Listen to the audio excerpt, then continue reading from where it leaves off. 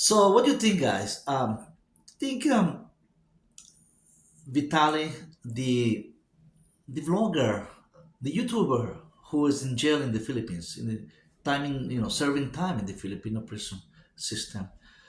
Um, do you think he deserves compassion, mercy?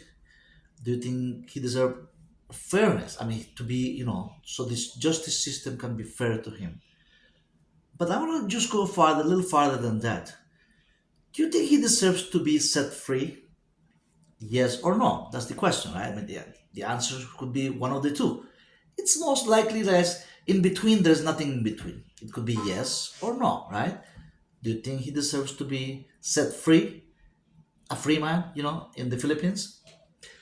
Because the issue of him, being released in the out, in the open, right? On bail, of course. They posted bail, but his lawyers and his family posted bail. But he's still in prison. He was still in a detention center, in an immigration holding center. But so that's the big issue here about Vitali, the YouTuber in the Filipino prison. Now, there's one more thing that is adding to the whole situation in the Philippines. His mother, right? We know that 5 months ago, his father was visiting the Philippines. It wasn't that long, a couple of weeks. He spoke to a lawyer, you know, taking the case, and there was some arrangement that was made, but there was no. I mean, there was no progress. I mean, there was some progress, but it was stagnant because the case was still, just in the investigation phase of the case, in which, of course, the victims were, they said not just one victim. There were different, several victims. Some of them, light case scenario. Some of them worst case, situation in which he stole a motorcycle. Remember the scene of the motorcycle in one of his videos that he took a security guard's motorcycle and took off. That's stealing, right? I mean, that's basic. That's it was caught on camera. He was filming it. That was a prank, one of his pranks that he did.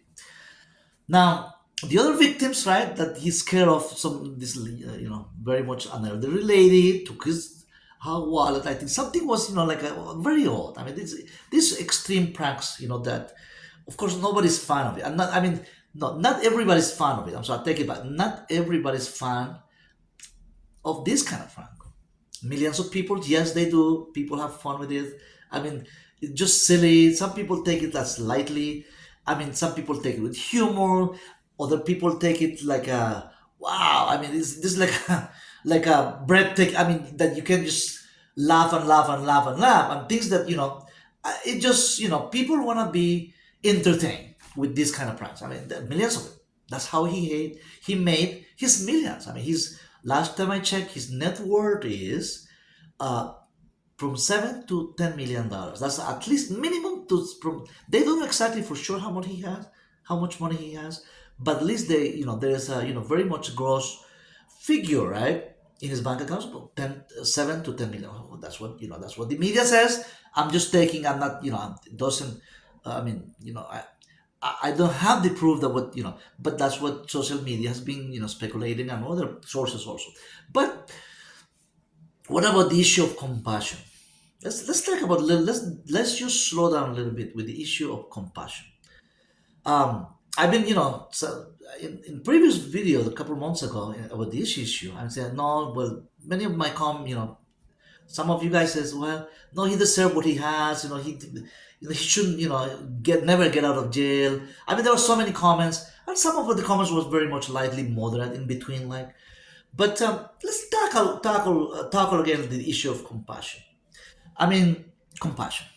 Should I feel just compassion for the victims?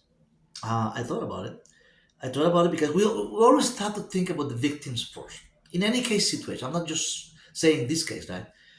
We always have to be. I'm always need. My principle is to be with the weak, right? The person who can't defend themselves. I should be, because that's the teaching of Jesus Christ. Jesus Christ never came here. I mean, when he came 2,000 years ago, with the weak, with the poor, with the people, those people who nobody wants, with the lepers. Remember lepers? Uh, those who are discarded, those who are seen less than human beings, right? Less than human beings being the homeless. I mean, those people who everybody rejects, Jesus come to be with them. That's what the teaching says. Compassion. I mean, the teaching of compassion is so deep. I mean, so deep in the apostle, in the gospel. But I'm not comparing, of course, this case, Vitaly's case of the lepers or the, he's a wealthy guy, right? I remember he's one of the elite YouTubers. So how can I be, here ask for compassion for somebody who has victimized other people, like in that way that he did his pranks in the Philippines, in Manila, remember? So how am I going to be asking for compassion? Well, guys, isn't that double standard if I just ask for compassion for just for the victim and not for the other part? Aren't there always two sides of a story? That of course, if we're really asking for compassion, I'm asking, I'm just arguing my case, right? I'm not saying I'm particularly interested in anything. I don't even personally, I don't know the guy, right? But the way that everything has been developed, it seems to me that the fairness and compassion, it has to be, there's some mercy, right? For both sides, for the victims, right, to be justice, and for the guy who did what he did. In any case, there are some arguments, guys, serious arguments about his mental situation, mental illness. Uh, that's what the argument says in court. That's what his lawyers posted in court, proven with experts, with psychologists, who knows, I mean, therapists and this, that his mental situation wasn't right, was never right. But I say, viewers, people, everyone, millions of people watching his promoted the idea that this is so now this is very innovative and very way of gaining views, making YouTube successful channel. Well, he did. He was fed with the idea of this is the way to do it, and he did.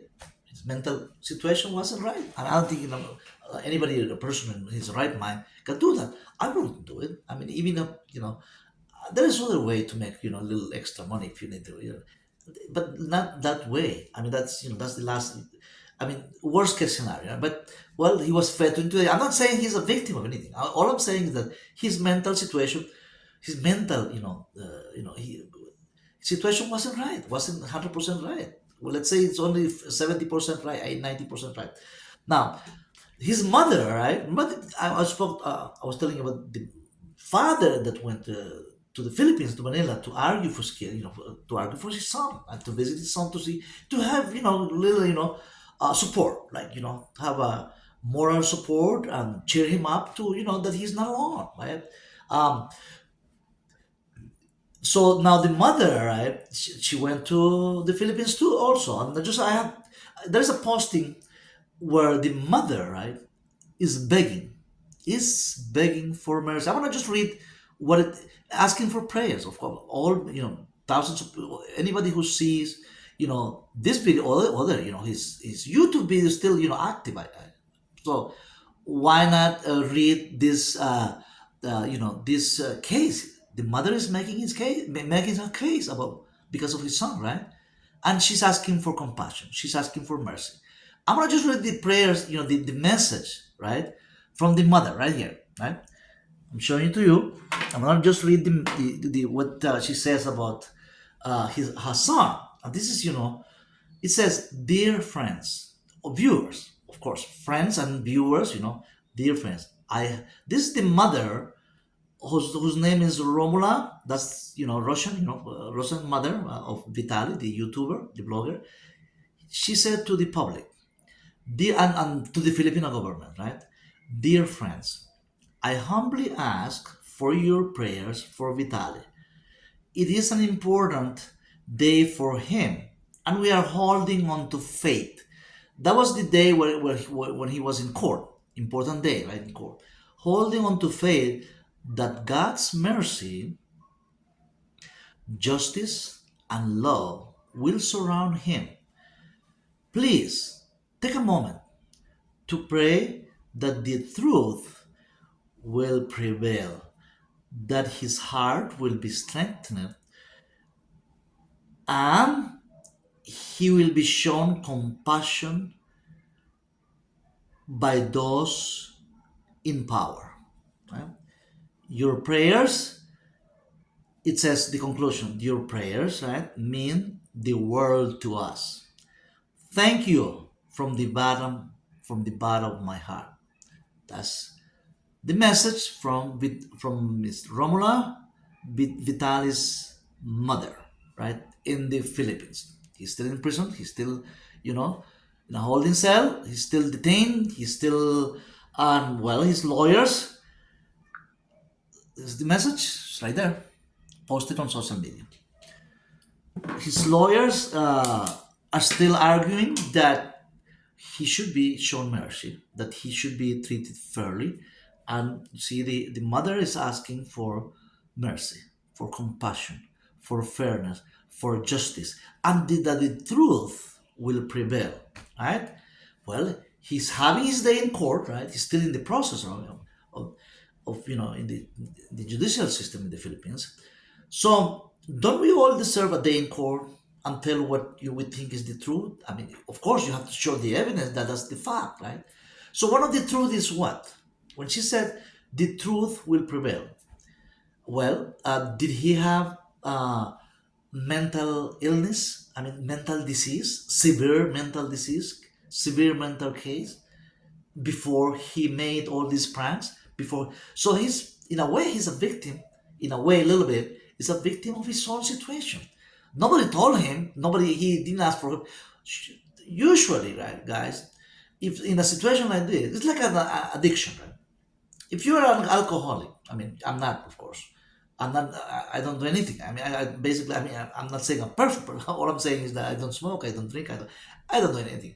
But what I'm saying is that for people who are addicted to any like a substance or anything, alcohol, cigarette, or this, usually the person addicted to these substances, they don't recognize. People don't recognize that they have a problem, serious situation, serious illness. It's a disease, guys, and usually it has to be a support group around people around, friends, family, the clergy, the pastor. Somebody has to tell him the truth. Tell what it is. Telling the truth is not. Some people say, "Well, you're judging me. Oh, you're telling me that I'm drunk. I'm this. That I should quit cigarette. I should quit this. Oh, because you're judging me. You think you're perfect. I mean, you think you're so spiritual." People say that. People get very defensive. My family member, I used to think my father was alcoholic. I know. I know. He was a Catholic. He was alcoholic. I mean, I don't want to make a story about my father. He did this, but I know because I went through that. I went through that in a situation that not that I did, right, but others who were around me had done it, and I know that kind of defensive, that kind of wall there is to refuse that you have a problem, that you put a wall at it. Oh no, everything is fine here. Everything is under control. No, I'm in charge of this, but never. So his disease, his mental situation, right? Most likely somebody said, look, you need help. You need psychological help, psychiatric help, something's wrong here, right? Because he did this for years, and apparently nobody told him. Hopefully, his mother mentioning him, well, he was an adult already. I mean, he's 30 something now, 31, I think. But an adult with making choices, right? People make choices, and that's what it is. And as he made his own choices, now he's in big, deep, deep trouble. Because of that, don't you think he deserves compassion, mercy? Of course, the victims first. You have to put in hand, and with this hand, the victim's right to be compensated if there is a compensation or the treatment. I mean, if there is a psychological damage to the victim, they deserve to be treated and nicely and have justice for them first, and then justice for him. I mean, something that is fair, something that is if the doctors, the MDs in the Philippines, right, psychiatrists, psychologists said that he didn't know what he was doing, that I think that should be heard in court and make the right decision. The mother is asking for compassion, mercy, Christian. She's appealing. I'm not sure. I'm not. She doesn't. She doesn't say that she's Christian, but she's appealing to God's mercy. God, may those in power. Who is in power? The government, of course. The message is for the government and for the Filipino people too. I mean, for the people to forgive his son. Basically, she didn't mention the word forgiveness, but I think when she's asking for compassion, humbly, she says, humble. She's humbled herself to ask for compassion, for mercy. So in a way, there's a repentance. not from him, from the mother. Can we just listen to the mother? What she, the mother is a mother, right? Any mom, my mom is my mom, right? My mother. A mother will give a life for the son, for the child, always, even if the child is a grown up, right? We all know that. So she's arguing, she's putting a case, arguing the case about and asking for compassion. She's not like saying, "Oh, you have to be, compassion." She's asking for mercy, for your prayers. Those who pray, those who go to mass, go to church, pray for him. That's what the message is relying, guys. So I think now the seriousness of these felonies, of these crimes, right, that was committed.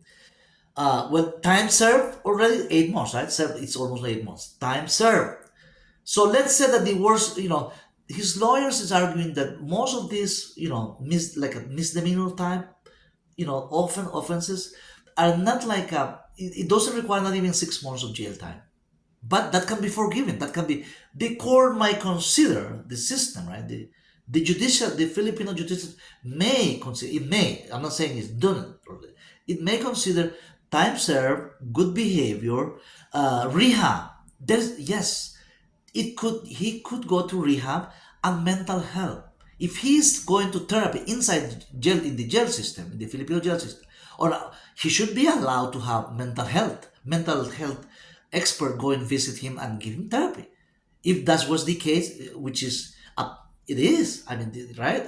That's what it is showing. The evidence are showing there was some mental situation. So, guys, um, 6 years in jail is the worst felony, which is the remember the video of the stolen by motorcycle that he took off with the motorcycle. That could be even be negotiated. I mean, that can be negotiated. 6 years, 6 years, a lot of money, lots of years, but it's possible always that, like I said before, for good behavior, getting treatment. I mean, he has to, of course, do his part. His lawyers, his mother, his family, his support group behind him, behind or with him, right? So that's the situation. Now, the mother has spoken. Can we listen? So it's up to you guys. What do you think? Do you think he should be set free or not? Yes or not? Yes or no? That's the answer. That's the big question here, guys. So I leave it to you. Drop me a comment. I'll see you in the next video.